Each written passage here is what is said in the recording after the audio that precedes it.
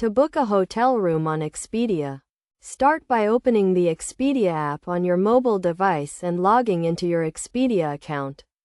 Once logged in, tap on the Stays option and enter your destination.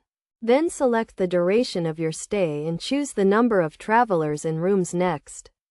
Tap on the Search option, which will display a list of nearby hotels. If you want to filter the results, tap on the Filter option and select your preferences, such as property name, area, or price per night. Once you've applied your filters, browse through the list of hotels and select the one you're interested in booking. On the hotels page, you can view details about the hotel and the available rooms. Scroll down to select a room, and you'll see options such as room type and price. Choose your preferred room and tap on the Reserve option. If you want a refundable room, be aware that you may need to pay an additional amount. Review the total price, then scroll down to enter your details, including your first name, last name, and phone number.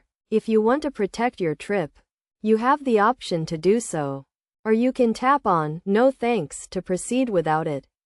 Next, enter your payment method, and once you've completed all the necessary details, tap on Complete Booking to finalize your reservation.